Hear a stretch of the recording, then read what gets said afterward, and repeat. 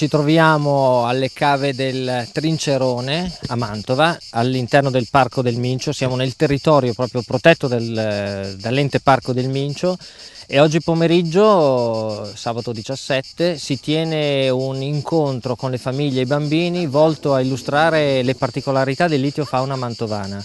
Ci troviamo in un ambiente di cava particolarmente pregiato perché l'acqua è di qualità, è acqua di risorgiva, è recintata, è una proprietà privata, quindi non è sottoposta a pressione di pesca e ci sono specie di dubbio valore dal punto di vista della pesca sportiva ma anche dell'alimentazione. Ci sono dei persici trota, il classico branzino mantovano, che non va confuso col branzino di mare, cioè la spigola, che qui raggiunge delle buone taglie.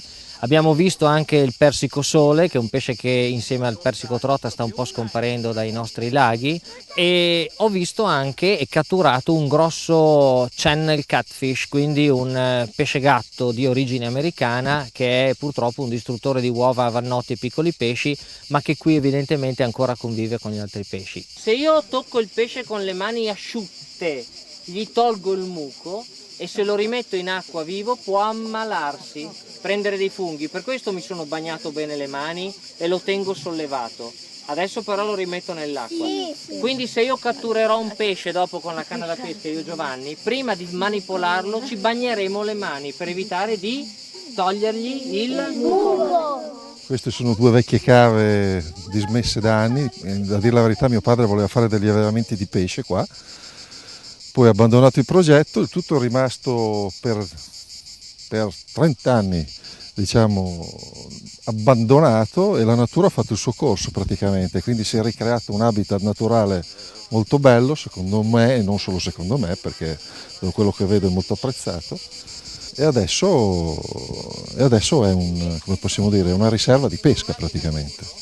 E quindi spero che con queste iniziative si possa, come possiamo dire, dare luogo, dar corso a più eventi a favore di tutti gli amanti della natura, ecco. 5, va bene.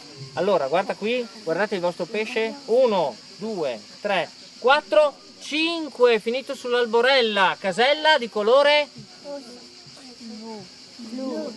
Quindi l'alborella è un pesce tipico delle nostre acque, potete ritirare. Questo è il primo giorno dell'apertura, è una sperimentazione. Abbiamo pensato di aprirlo con un'attività rivolta ai bambini legata in modo molto forte alla pesca, perché in questo luogo si caratterizza proprio come ex cave di pesca. Dovremo trovare un nome, lo troveremo magari insieme nel tempo, i laghetti del Trincerone, vedremo come battezzare questa nuova area che diventerà un nuovo luogo per l'educazione ambientale nel Parco del Mincio nel cuore di Mantova.